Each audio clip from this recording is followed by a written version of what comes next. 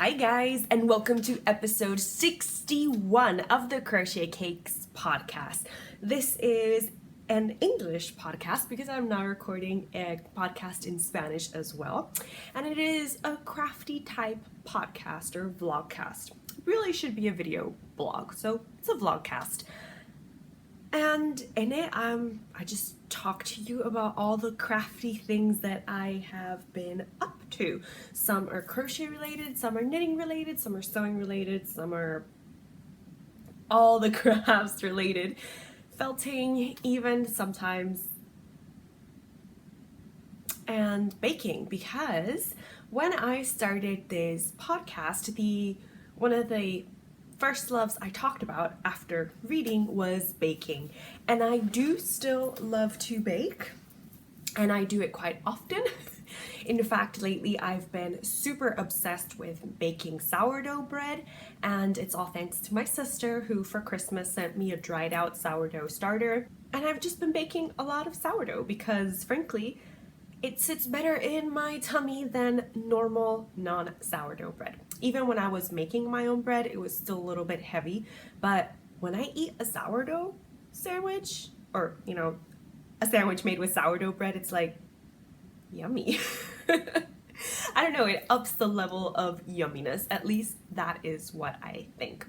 So, in honor of all my original love of baking, which I've recently found again through sourdough, I wanted to share a new segment in this podcast a little bit later on with some baking. And speaking of my original love of baking, this week I also did some extra special baking because as I am recording this today on the 13th of March, yesterday was my birthday, and yesterday was the 12th of March, Tuesday the 12th of March, and I celebrated the day of my birth. So I made myself a pumpkin cake because no matter the season, pumpkin cake is always my favorite type of cake, and why not? It's not restricted to just October. Just because pumpkin spice latte comes out in September doesn't mean you can't eat pumpkin all year round. And it was just, a very ordinary day yesterday, but there's magic in ordinary days. I woke up, made myself some nice sourdough French toast, had a mimosa. Speaking of mimosas, it's now my obsession to have brunch on Sundays just so I can drink some very nice mimosas.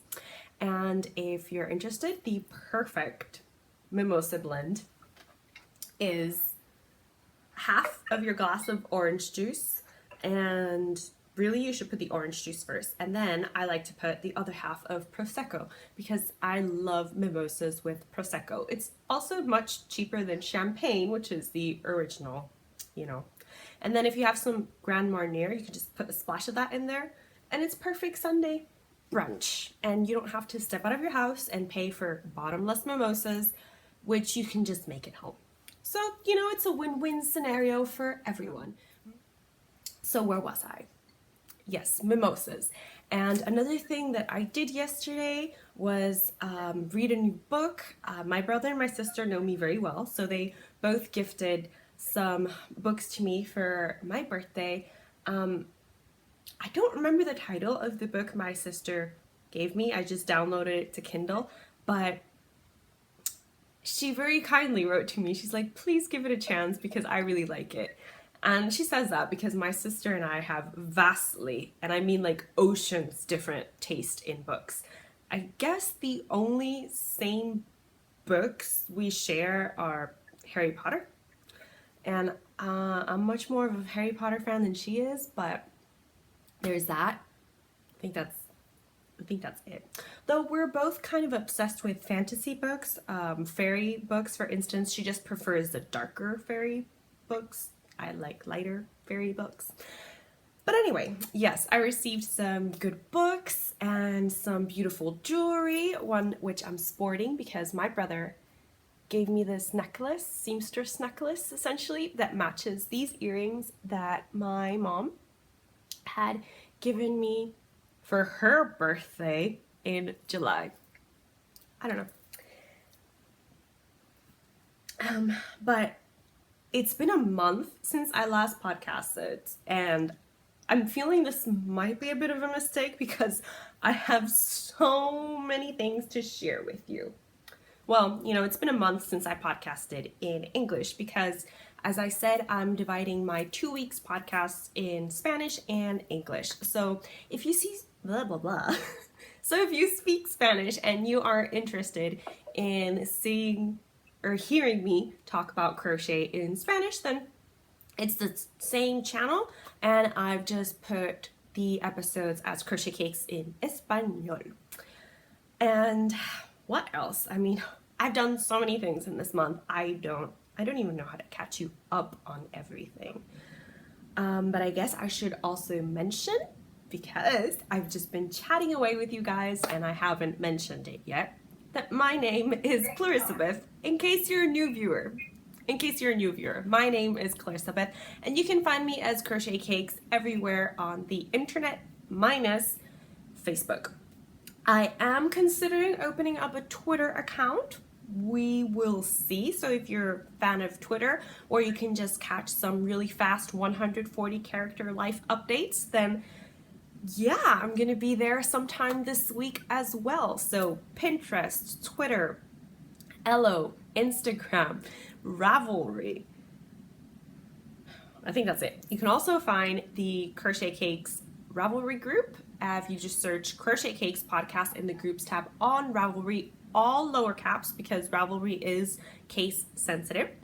And you may also email me directly at crochetcakespodcast@gmail.com. And you may also check out my blog, follow it, or, catch up with me there. It's crochetcakes.com.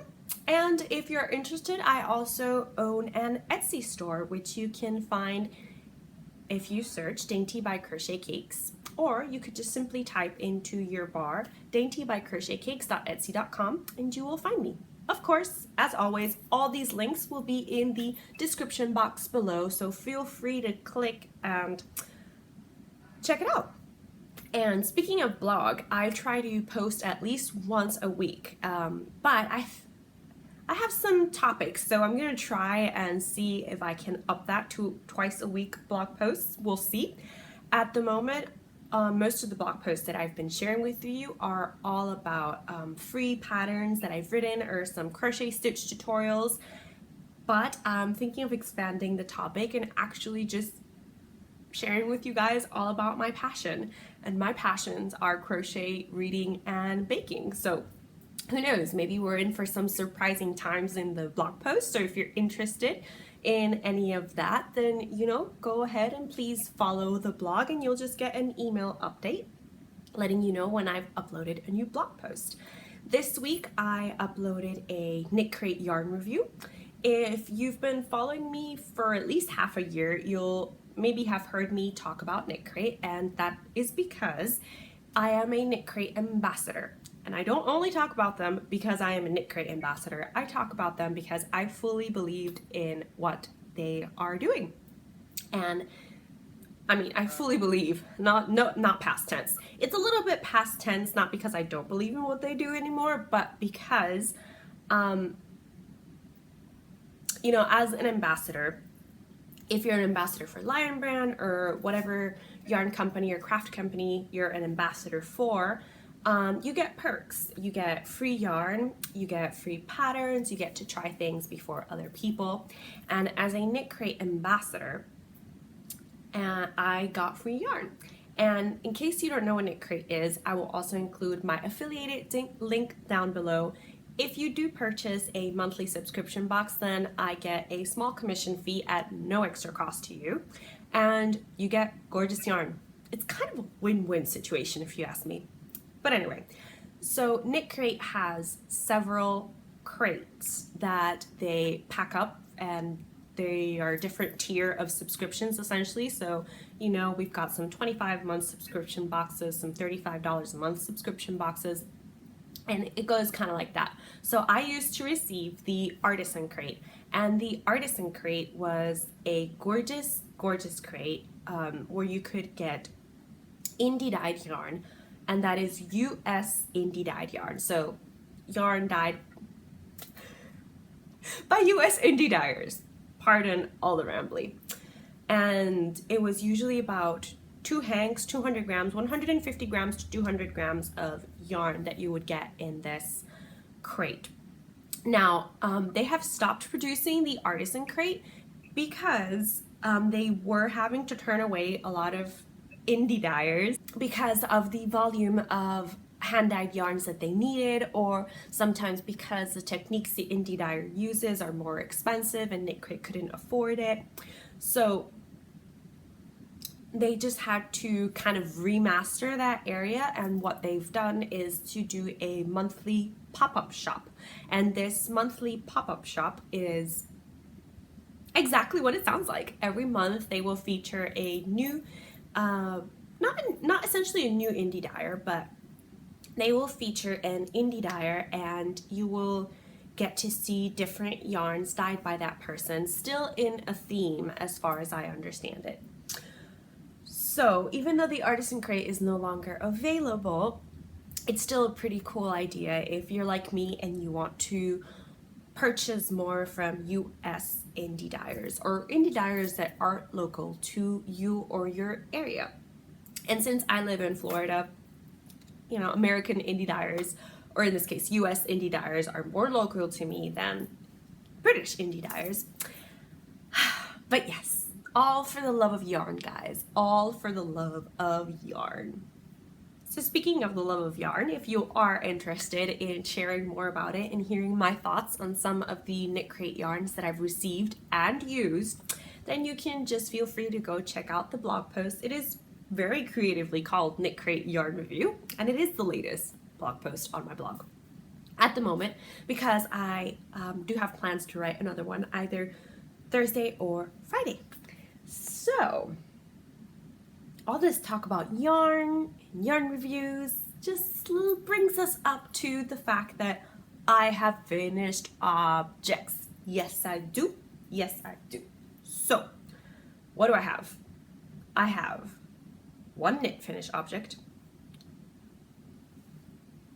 two crochet finished well, 2.5 crochet finished objects, and definitely some sewing finished objects as well, but those are also part of the Etsy shop. So let's crack on and speak about my first finished object, which is this. Yeah, I actually finished it. Woo, woo, woo, woo, woo. Now this is the Ollivander shawl by Kay Jones from the Bakery Bears. And if you've been with me for a while, you know I've been with this shawl for a while. And I started it all as part of the Summer of Romance Cal, because last year's Summer of Romance Cal theme was Bad Boys We Love. And I chose Draco Malfoy, and I chose to represent him in the colors of this yarn because these colors remind me of unicorns, and Draco Malfoy's wand had a unicorn core. And if you want to know why his wand was hawthorn, I believe, which is flexible, and a unicorn core, because unicorn are one of the purest animals, is because he did have some redeeming qualities, people. He wasn't all bad. And I firmly believe him and Hermione would have made a perfect pair. We can discuss that down below if you wish. But anyway, yes, I finished it. And I remember a month ago, I was telling you that I wasn't going to have enough yarn to finish it. And it's true. I didn't have enough yarn. I had to cut back on the number of rows that I did. So this one, I had to do less garter rows than was required in the pattern. And for this one, I had to do less garter rows. This one, I used every last scrap of the yarn, and I got 10 garter rows. No. I mean, 6 garter rows out of the 13 I was supposed to get. So I just did 6 rows of the rib stitch, and I had about 5 grams left over. So it was a close call, guys, but I actually managed to have a really full shawl that I have yet to block because I would need to buy more mats to block. This is, woo. but it's going to be so stretchy when I wash it. This is a Crafternoon Treats yarn. And this yarn base, she no longer has it because, as I understand it, she's no longer working with the mill that she used to work with, which was a mill that was local to her. She's now working with somebody else, so her yarn bases are going to change. They're still going to be British and ethically produced, but not this base, definitely. And I believe I have the ball band. I do have the ball band. This base, for both the duck egg and the best silk lingerie, they were the same base. It is a 85% Romney lamb's wool, 5% BFL, and 10% British alpaca wool. And it's woolen spun, which is my favorite type of spinning, I have to say. I've never spun, but I much prefer woolen spun to worsted spun. It's just so much bouncier, and I feel like it fills in the gaps so much better. But this does need a bit of a wash to soften up the yarn a little bit, and also just to ensure that my rows of garter are even, because there's definitely unevenness in these garter rows. But this is my first knit shawl, guys, so I've accomplished something that I had yet to accomplish, which is great. Knitting a shawl, I have to say, was not scary at all. At least not the Ollivander shawl. If you've never knit a shawl, I think it's a pretty good start. There's just simple knit stitches, it's basically knit and yarn overs for the little ridge that you create. So it's a fun shawl. It's very easy to follow. Kay has all the stitch counts, so you don't really get lost, and got nothing else to say. Love the yarn, love the pattern. Will I make it again? I don't know, because it took me a long time, but we shall see. The other finished objects I want to talk to you guys about, you can kind of see there, and it comes with the exciting news that I've been keeping back for a while, and it was that I submitted a pattern idea to Crochet Zine, which is an online magazine featured on Instagram. And it is run by 4 lovely ladies. And I submitted, my original idea was actually for a stitch tutorial, but Chrissy approached me, and she asked if I would actually be willing to design a notions pouch or makeup pouch, kind of for a travel issue. I was like, yep, I can just turn this stitch into that. So that is what I did. So you can go out and check out Crochet Zine's latest issue, and you will find my soda pop pouch there. I have 2 to show you.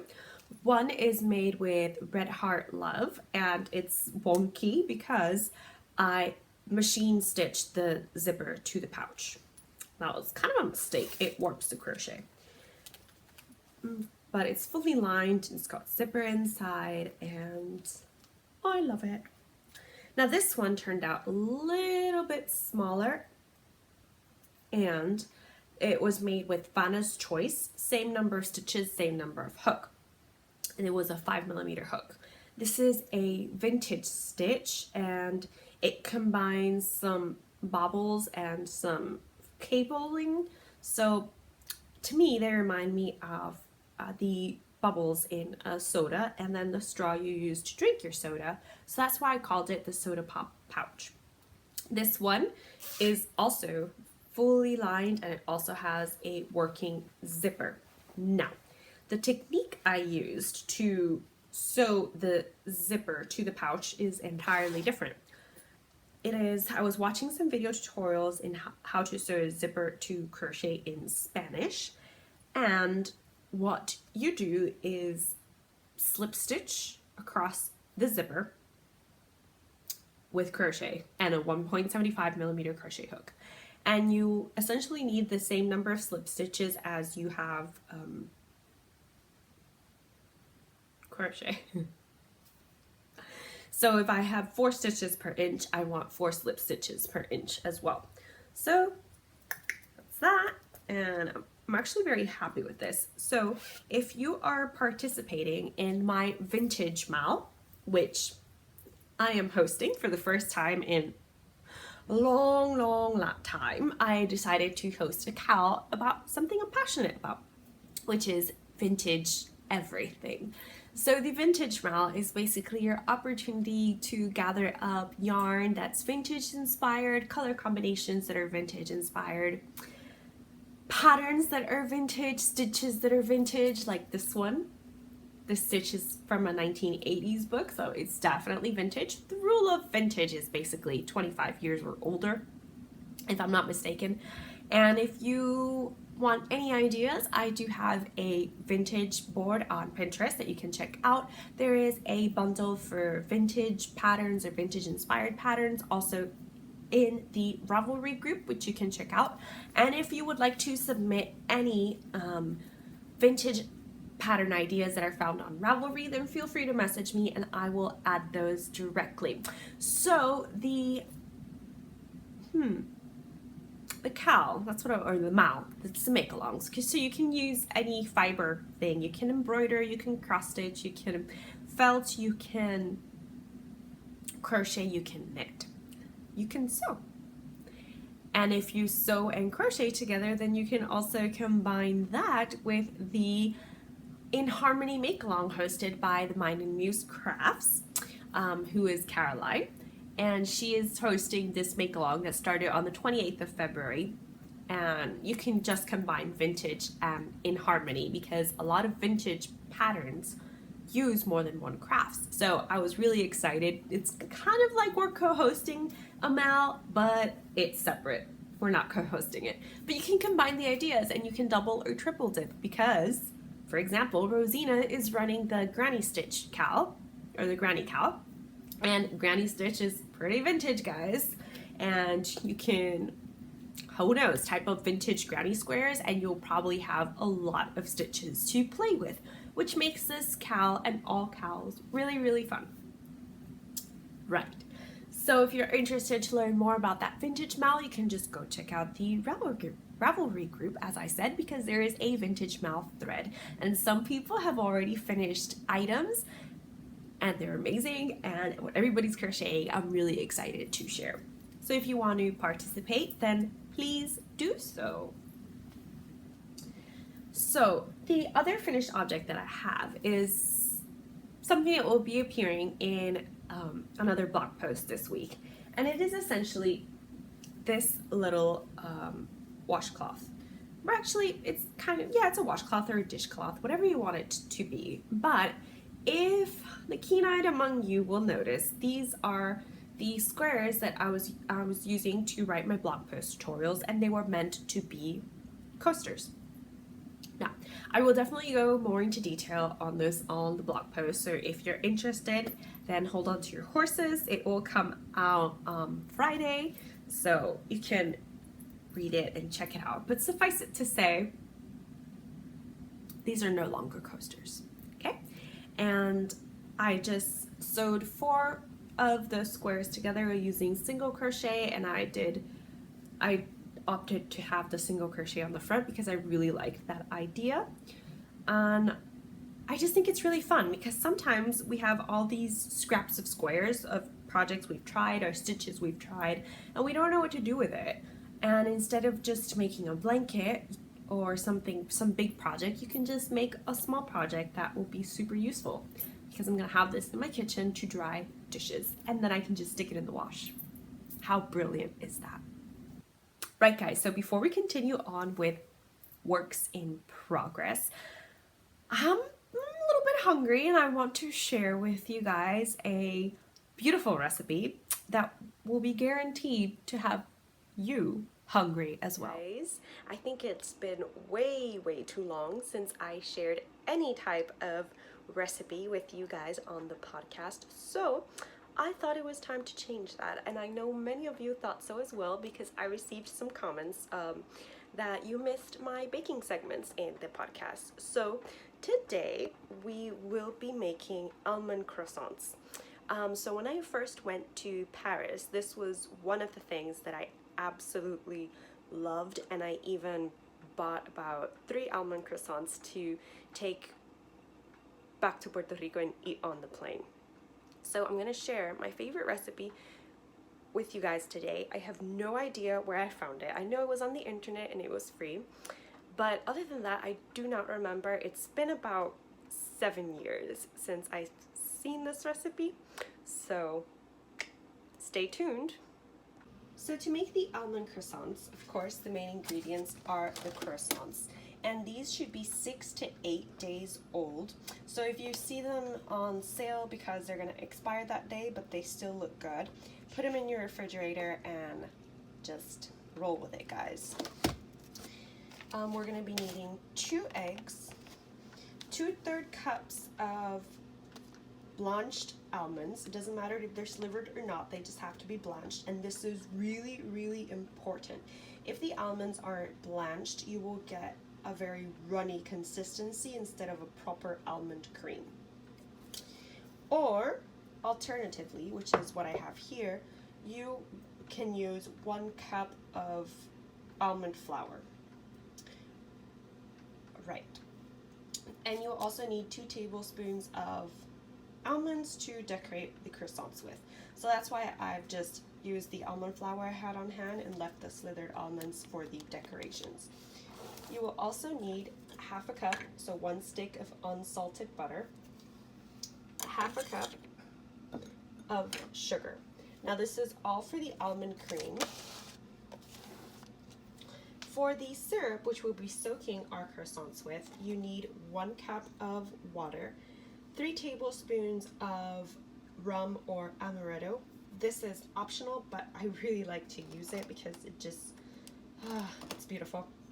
And 2 tablespoons of sugar in here as well. So the first thing we want to do is we want to heat up our syrup so that we dissolve the sugar. Okay. So while the syrup is bubbling and brewing, we are going to cut a little slice, or if you have a donut filler thing, use that as well. But we need to cut them open so that we can later insert our almond cream. Now we also want to line a baking sheet with aluminum foil because that just helps save time and energy later. So here I have created the slits on my croissant. I'm just going to open them a little bit. Essentially, you want to just cut without actually opening the turn here, because then your almond cream is going to leak out. So the next step in this process is to take our syrup, which is slightly cooled down here, and we are going to take our croissant and just plop it. Have it absorb the syrup. That's why it's very, kind of like French toast. That's why it's very important that you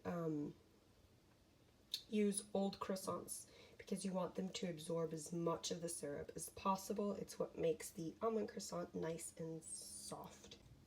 So I've leftover syrup here because I usually make about 8 large croissants, but the packet only about 4 and it was the only one left, so there you go. But we're preheating our oven to 350 degrees, and we are now going to make our almond cream. But into our food processor or blender, whatever you have on hand, I've put the almond flour, the 1 cup of almond flour, the 1/2 cup of butter, or the 1 stick of butter, and I've just made sure it's room temperature and cut it into 4 pieces, 2 eggs and 1/2 cup of sugar, and a pinch of salt to counteract all that sweetness.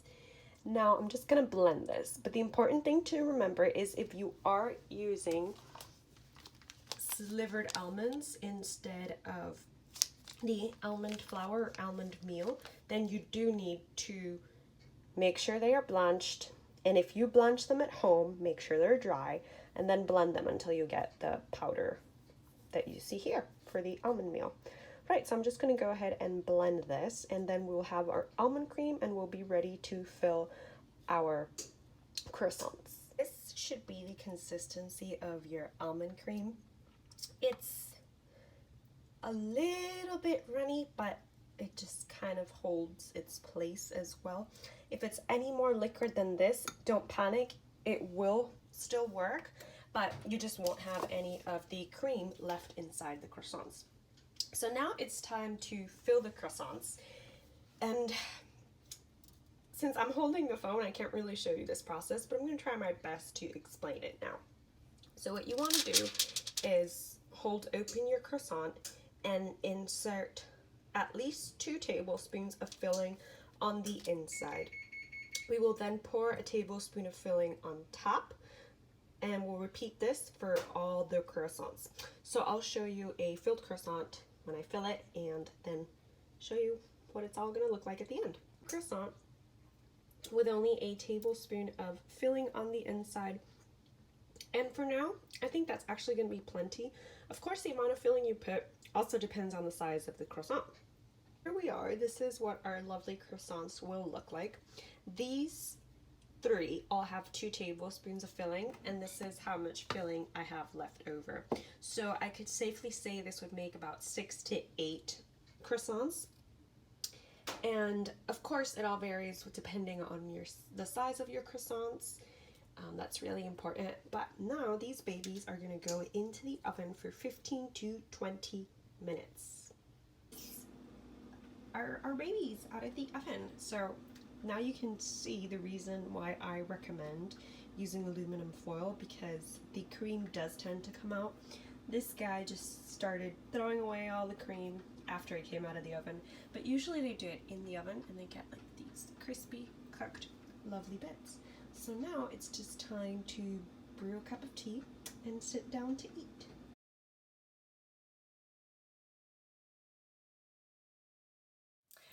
Didn't that look amazing? I'm telling you, I love almond croissants. I've been obsessed with them ever since we first went to Paris when I was 15 years old, and oh, they just taste so amazing. But while we snack on, well, not me, definitely, but while you snack on those almond croissants, I will be sharing with you guys my works in progress. And I do have a lot of them, and I do mean a lot. As you can see, because I'm not wearing it, I did not finish the Secret Garden dress to wear for my birthday. I wore another awesome dress that Mom sent me as a birthday present, which was gorgeous, and I'll wear again and again because I loved it. But yes, Secret Garden dress was not finished, but for those of you who have been with me for a while, you will know I'm just consistently working on it, and I'm exactly 1 row of having finished the pattern as it is written. Now, after I do that, I'm going to seam up the garment and work on the sleeves, because I am not 100% sure I'm going to have enough yarn to actually do another row of granny squares, which is what I need to have the dress fit me and not a person who is 5 feet instead of 5'7". So, working on that. But I did take a big rest from that because I wanted to do things that were making me happy, and the Secret Garden dress was frustrating me because I really wanted to get it done and I was not getting it done. So instead of just getting all flustered about that, I put it to one side and just worked on some other bits and pieces. One of the things that I've definitely been working on is living in this gorgeous bag. Designed by me, made by me. And it's not obviously, I'm sorry guys, but it is a second test run of my Las Nubes blouse pattern. And this one it looks tiny. I know, but it'll block out to be beautiful and fit me perfectly. So that's what I'm looking forward to. So this one is the second size small test. The first one was the actual design, but this one is worked up in Little Bean Love's Deep Stash, guys. Deep Stash. This is Peruvian Instant Darkness Powder by Little Bean Loves, who is Kayleen Weaver. She dyes beautiful Harry Potter yarns. And this is Deep Stash, I'm not kidding. It is 75, 20, and 5 superwash merino, nylon, and stellina. And I'm pairing it with this lovely ball of squishy scrumptiousness, which is from Kay Jones from the Bakery Bears. This is her Ramus Lupin colorway, and it is 80/20 BFL nylon, which is perfect for socks. So since I know for a fact, or I'm hoping also, that this pattern only uses 150 grams of yarn, I will potentially have 50 grams left over to knit myself a pair of socks, which I'm excited about. Yes, I know, me and socks. It's a love-hate relationship, but I love wearing them. So there is that. And what I was doing was basically alternating hanks of yarn. Pardon all the dog hairs. I really hate having dog hairs in my crochet, but it's unavoidable when the dog is always here when you're crocheting. Yeah. So anyway, I was alternating hanks because obviously one has stellina, one doesn't. And I didn't want it to be super bright, but in some areas I just got tired of alternating hanks, so I stopped. And you can see for the top, I'm definitely not alternating any hanks of yarn. Now the colors, for those of you that are listening instead of watching, which I often do with podcasts. I don't know about you, but I really appreciate when a podcaster gives a lot of details of colors and things like that, because I cannot crochet without looking at my work. So anyway, the colors are a beautiful, beautiful blend. So they both have more or less the same tones, both hanks of yarn. Kayleen's is darker. She's got more prominent specks of gray throughout, and Kay's is lighter. She's got some specks of the light gray, some specks of black, and actually the light gray is Kay. See, the colorways are so similar that just by looking at my garment, I do not know. But this has more, Kay's yarn has more, it's a lighter tones of Kayleen's yarn, if we can compare it that way. So Kayleen's yarn has a lot of intense grays and definitely black specklings and greens. And Kay's yarn has lighter versions of those same teals and lighter grays and more spots of white than can be found in Kayleen's. And they're just so beautiful. I loved both of these colors, and I wanted to make something that I would wear a lot more often than socks. Although in Florida, woolly season lasts about a month, so I'll probably use socks more than a garment, but it's beautiful and I wanted to showcase them. So in hindsight, if I had had two hanks of the Ramus Lupin, I would have probably done it all in the Ramus Lupin. It is a much loftier hank of yarn. It's a high twist, but it's also a lot thicker than Kayleen's yarn. Kayleen's yarn is very thin. I believe this one was also a high twist as well. But Kayleen's yarn, because of the fact that it's got those blacks and grays, darker grays, lighter grays, blues, teals, all of these colors, it's a lot more variated than Kay's. Kay's, the colors are a lot more subtle, so you can it showcases the stitches better. Right now you cannot really tell what the stitches are, but I still love it, and I really, really love these colors together. Always have, always will. I'm a sucker for green, in case you didn't know. Green and I, we have a love affair, just like mustard and I, and teal and green have always been a favorite combination of mine. So it's just the way the cookie crumbles. I'm also working up a medium version of the pattern just because I want to test it out, and I had 2 hanks of single ply yarn because the original version of this Las Nubes pattern was designed with single ply yarn in mind. I wanted to test it in just plied wool yarn just to see what the difference would be, and I also wanted to retest it in single ply yarn to make sure it will work with different things, right? So I'm just going to show this one to you quickly. I'm not really going to go too much into detail about the yarn or anything like that. I received the yarn in Knit Crate, and the colors are not really me.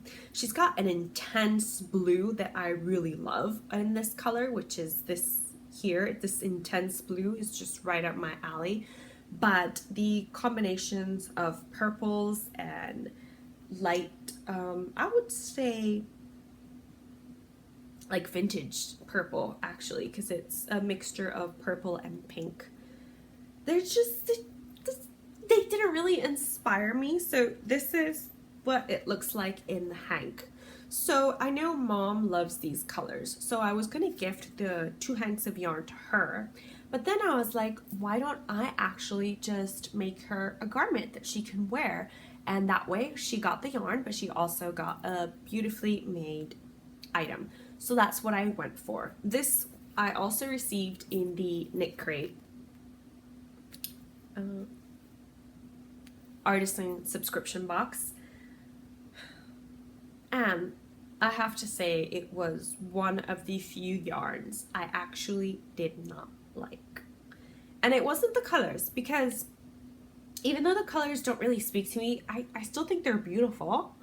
They're just not me. But it's this. Can you see all these crinkles? That happens when yarn has been overspun. And what that means is that when you're crocheting with it and you're pulling out, it kind of knots on itself. And it's really annoying. But you can read all my thoughts on working with the yarn and all that in the blog post that I mentioned. So those are 2 crochet items. Now, I have more crochet than I can actually share and more knitting than I can actually share. But the other thing I want to talk to you guys about, since I'm talking about the In Harmony Make Along, was my entry into the In Harmony Make Along. I guess I can have 2, but I finished this one before the Make Along even started, because I did this for the 14th of February. So this is a felted heart, upon a felted heart with some beads and a crochet border. The pattern for this can be found on the Mind and Muse Crafts blog, which is mindandmusecrafts.com. Like I said, links will be down below, and I really love it. I'm so obsessed with it that I haven't sewed it on anything. I was gonna sew it on this bag, but I kind of want to wear it also. I don't know, I want it to be on something that I can look at it all the time and say, I did that, I love it, it's awesome. But the other mixed media craft that I've got going on is this. And you might say, Clarissa, that shirt's already made. How is it mixed media? Well, this beautiful Beauty and the Beast shirt with Gaston was a men's extra large t-shirt that I cut and sewed to fit me. So I sewed it, essentially. I re-sewed it. And I decided to crochet some sleeves and crochet a border for the blouse as well. Now, to make the holes for, oh no, where'd it go? Oh boy, I'm in trouble. Okay, so to make the holes for the, into the t-shirt, I'm using a 1.75 millimeter steel crochet hook, and it is a clover one that I had inside this bag about 5 seconds ago. I'm sure it'll appear at some point. Right, so I am now just slip stitching across the bottom, and I just started to do that because I'm not really a big fan of using a 1.75 hook to bring out fingering weight yarn. It's really annoying. And this is Drops Paris with, no, This is Drops Saffron, which I absolutely love. It's 100% cotton, and it's a plied cotton. It's not combed, it's plied, loosely plied. And I am so obsessed with it, guys. I love it. This is color 20, dye lot 1090. It recommends a 3mm hook. Now I'm using a 1.75. Like I said, just to bring it out into the shirt. So I'm going to show you kind of like what it looks on the inside. So it just looks like a running stitch on the inside. So if you did it the opposite way, it would just look like a big top stitching, which is, I think, pretty cool. But I am doing the slip stitches because I want to attach this pom-pom border. Oop, this is not, yeah, okay. This pom-pom border that I made. It's so fun. Now I hope I made it long enough. I really do. We'll see. I went all around a t-shirt, and it should work, but you never know. See, it should work. And I'm very happy, and I'm very excited because I loved this pom-pom border. I loved making it, and it's so fun. I now want to put pom-poms on everything. I know. Whoever thought I would say I want to put pom-poms on everything? But this pom-pom border is different from the pom-poms that you put on a hat, per se. So I'm not really using a pattern for this. I went with it. So I'll definitely be writing up a blog post for you guys about this. And yeah, just to avoid having to go into the join at the shoulder from the t-shirt. There you go. I just did chains to skip over that.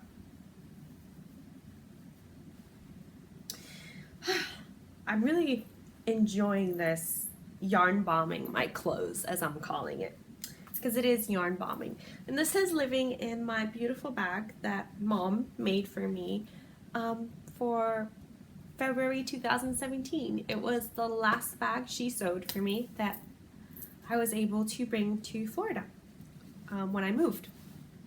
And it says always, because we're always together. And I've also got Hermione and Draco. Like I said, if you wish to discuss this, you can comment down below.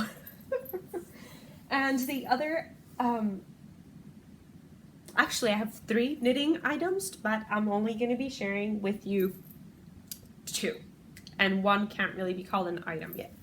So first up is something that I've brought out of the vault to work on, and it is the Angel Face Turban by Amy Appel. And this is one of the patterns that I put in the Ravelry vintage bundle, because turbans are a big vintage thing, you know.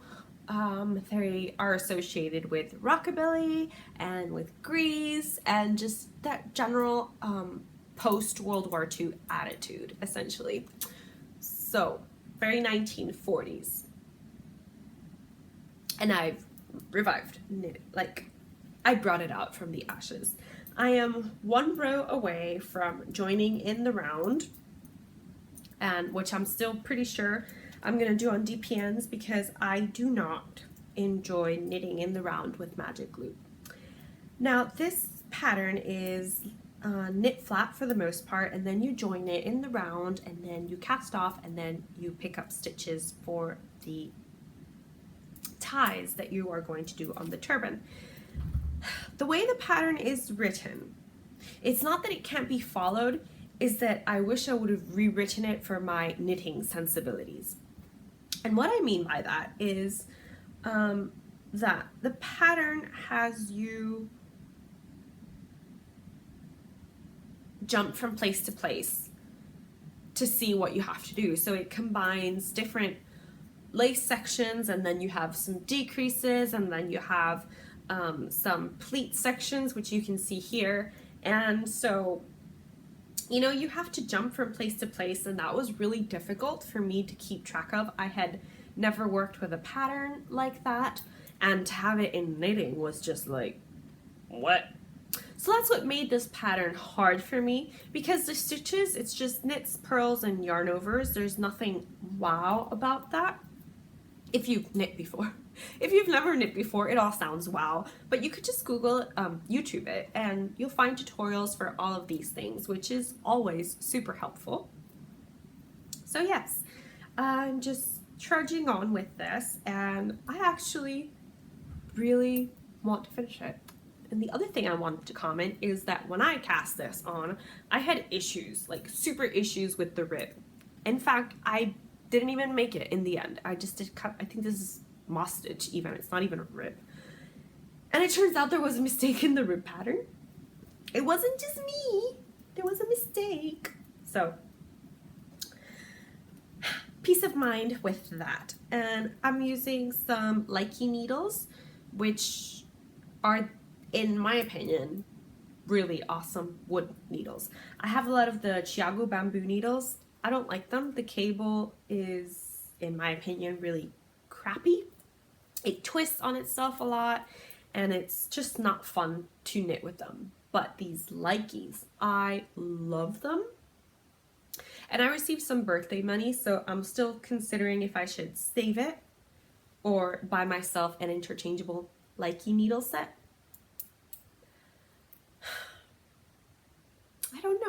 I don't know, but I really, really like these. They're buttery and soft, and you can still keep up your speed.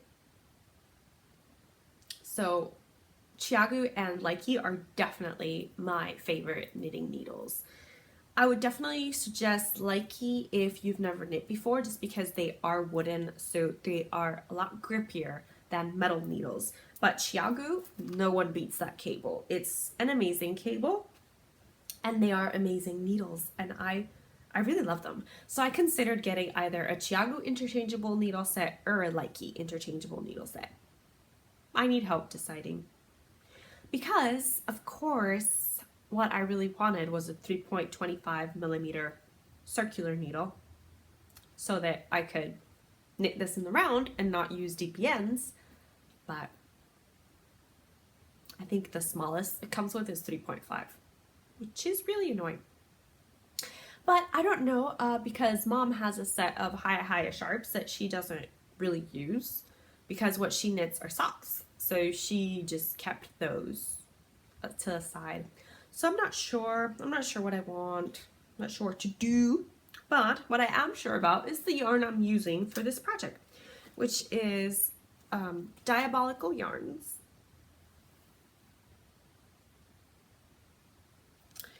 And this is the Fred colorway. Now, it said Fred, right? So I bought it thinking it's Fred from one of the twins from Harry Potter. But now I'm wondering if it's Fred as in Fred and whatever the other guy's name is, that their horror film thing. I'm very eloquent today, aren't I? So the yarn is very thin, I have to say. It's a really thin fingering weight, which I find really funny because it says 100 grams, 380 yards. And if it's 380 yards, that means it's thicker than the usual fingering weight, which brings at least 420 yards, more or less.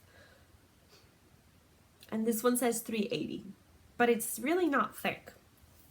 So I'm gonna weigh it when I finish the turban and weigh what's left of the cake, if I have any left, and see if it was actually 100 grams, because I find that really weird.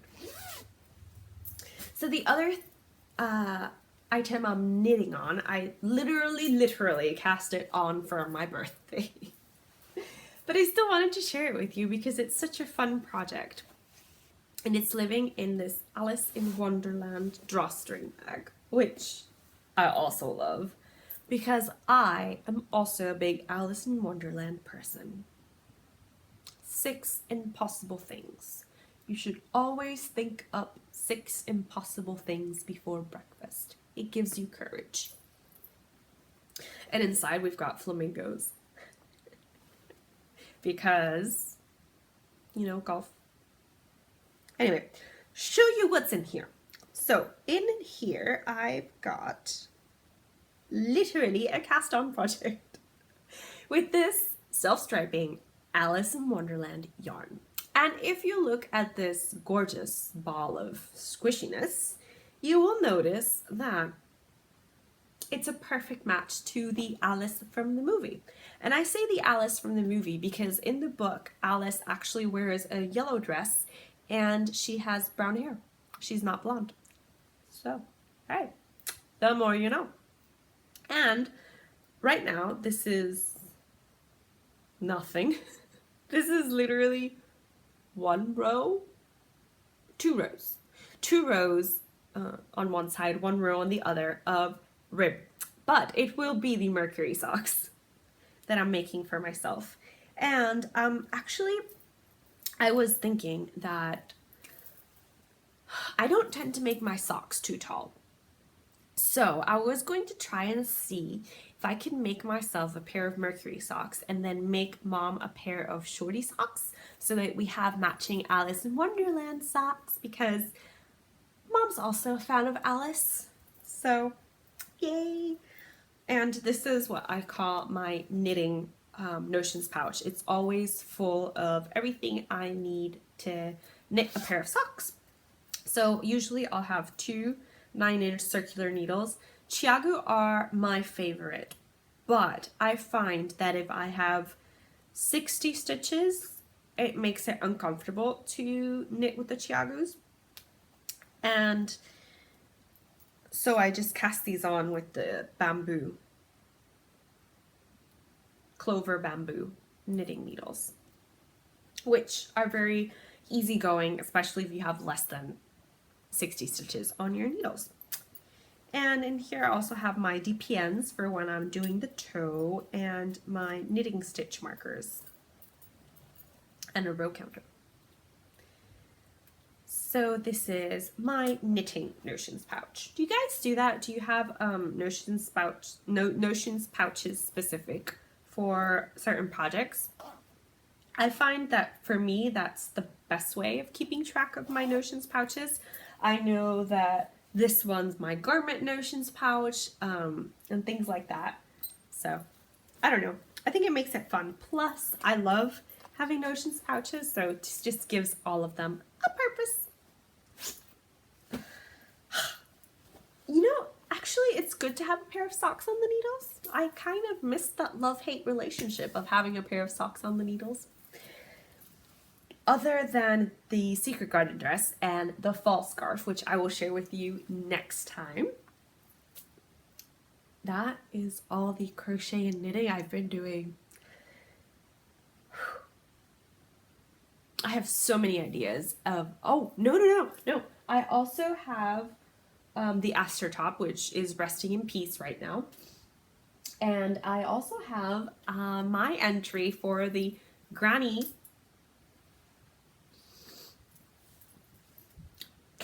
by Rosina, and I'm making another Jessica shawl, and this one I'm also using some Knit Crate artisan yarn, and it was from 3 Irish Girls, and it's beautiful. It's just, I'm gonna show it to you real quick because I haven't really done much more progress since the first day I started making it. And this is the yarn I'm doing the main body in, and this is the 3 Irish Girls, and it's the Shoshone colorway, and it's just beautiful earthly tones with browns, kind of slate grays, some I would say mulberry wine colors, and it goes from deep to light. It's just, I absolutely love this color, so I wanted to make something that was close to my face because these colors are my colors. I'm an autumn person, so the combination of earthly tones is definitely my thing. This is just it's DK yarn, super 100% superwash merino, 4 ounces, 270 yards, and it's Shoshone. And the border I'll be doing in this dark I would say it's almost brown. It's almost wine brown black. So it's definitely a tonal brown. It is not just, you kind of appreciate it there. It's a tonal brown and really reddish brown. So you've got some areas of this darker reddish brown and then lighter mahoganies. It's just beautiful. It's a beautiful, beautiful brown. And I never thought I would say that, but Three Irish Girls just managed to capture that brown, and it's just so beautiful and tonal. And it is the Tomahawk colorway, actually. So, yep, I'm using a 5mm hook, tulip, my favorite hooks at the moment. And it's also living in a bag that Mom made for me about 2 years ago, I think. It's got all these doggies. All right. So, speaking of Knit Crate and Knit Crate yarn, even though I no longer receive the artisan subscription crate, I am now receiving, I believe it's the membership crate or the sock crate. I'm confused. One moment.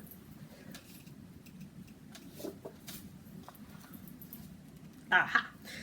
So this just says March 2019 because now you get a little booklet with all the patterns in it, and this was the color for the pop-up shop. This is sold out because it's beautiful, and the color that I got is Time to Shine, an ultra luxurious blend of merino wool, silk, and cashmere. Awaits in this month's membership crate. It is a membership crate. Knitology Sheen is a fingering weight indulgence with 400 yards per skein. And we've got some stuff. So Worked Up in knitting, and that's a hat, beautiful hat. It's called Birdseed, and it just uses one hank. And the knitting bonus is this. It's a beautiful knit scarf. Don't think I will do it, but we've also got a crochet pattern, and it's this gorgeous one. Gorgeous, gorgeous, this crochet. I actually really like that. It's a one skein project as well. The colorway is Titmouse, just in case I didn't say. But I think it's so much fun. So it's got two shawls. It's got this one, which is the one skein. It's called Solennel. And it's also got the honeycomb shawl. This one, however, is a 2 skein project. But I really like that name, honeycomb. Looks so fun too.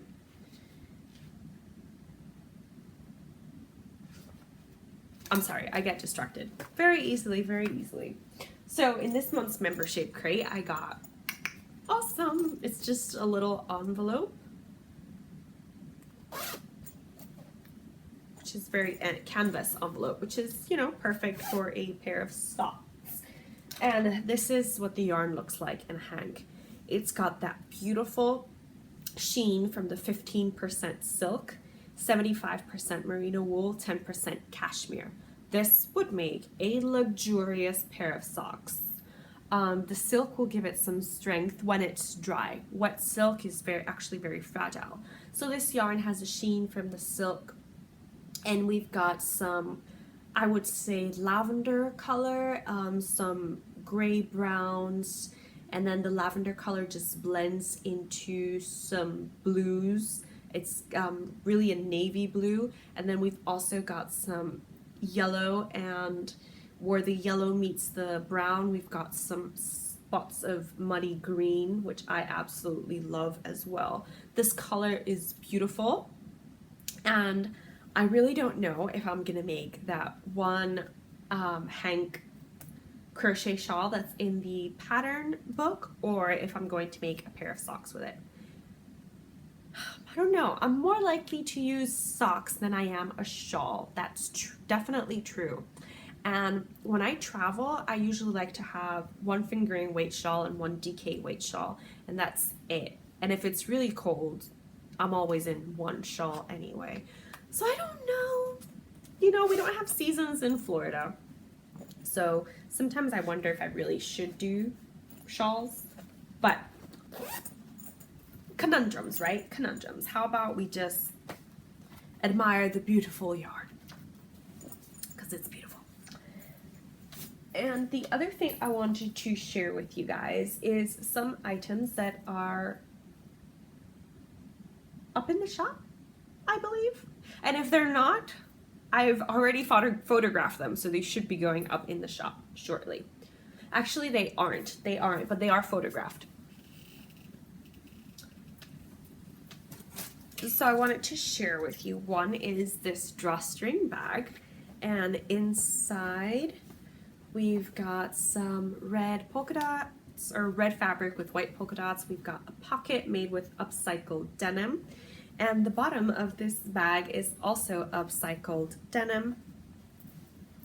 And it's a perfect drawstring bag.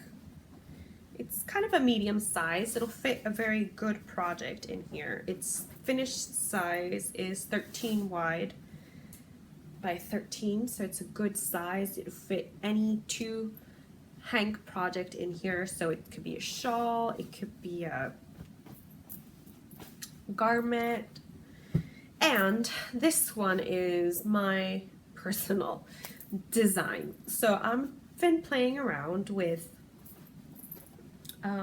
bags that we can use as purses, and this one is made with some Cath Kidston upcycled tea towel, and inside we've also got the red polka dots fabric, got some upcycled denim at the bottom, and inside I've got divisions, so you can have yarn on either side if you wish, and you can definitely have your keys and your cell phone in here.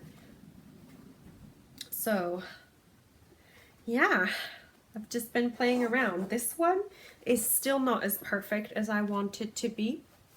I haven't mastered the art of the lining, the division yet, but it's workable, the zipper works, and it's beautiful. I actually toyed with the idea of keeping it, but it'll go up in the shop. I know somebody, any of you, would be happy to give this one a nice home. And it is completely handmade. The handles I have made myself as well. So we've got those two. And I've also got some crochet hook cases with a new design up in there. And that one is this one here. It'll fit 9 or 10 crochet hooks, knitting needles, 7-inch DPNs, pens, whatever you desire. Also has a nice zipper here. The top is stitched so your materials won't run up and down. You can just keep them all comfortably sorted in here. So yay for that. Actually really in love with this design, and I think I'm gonna keep making all my crochet hook cases or pencil cases or rolls in this design. So that is what is going up in the shop tomorrow, probably tomorrow, because today I have to go to Joann's and see if I can source some fabric to make my wedding veil. It's actually the only thing that I will be making for my wedding. I've ceased with the idea of crocheting my wedding dress, number one, if you are wondering. Number two, I've also ceased with the idea of crocheting wedding favors. Even though I did have some beautiful, lovely people who approached me and offered to help, I was just not happy with the quality of the cotton I had chosen. It seemed very subpar. So I threw that idea out the window as well, and I'm the happier for it, guys. I was really stressing myself out, but I do want to make my own veil because I want a birdcage veil. And the idea that I have is to crochet an assortment of flowers to actually have the birdcage veil coming out of. So I just need to go source some fabric for that. And if you don't know what a birdcage veil is, it's essentially kind of like the 19, I don't know, I associate it with the vintage veil. It's short veil that only covers up your face, and it's made with wide open fabric. So, you know, it kind of looks like a birdcage because yes, there's this veil that's covering your face, but you still see your face. So I'm very excited to do that, and in order to do that, I need to go find some yarn, fingering weight yarn to work with. I'm still undecided if I want the crochet flowers to be white or if I want them in another color. I'm gonna see what I find, but I am thinking either sage green or gold, or a combination. Maybe the main flower will be white and then some other accents in gold. Whew, I'm excited. But that is really it for today's show. So thank you so much for tuning in and for checking out this episode of the podcast and for hanging out with me. I will see you next month, probably the second Friday of April, with a new English podcast. If, like I said, you want to keep up with me more than once a month, you can also contact me. Follow me on Instagram. You can follow me on Ravelry. You can follow my blog, which is where I post a lot. I've actually been posting more on my blog than on Instagram lately, but I want there to be a balance. So meet me there. But thank you so much, guys. If you like this video, then you can give it a thumbs up, and if you haven't subscribed, you can feel free to do so. It's free. And I will see you on later. Happy crafting!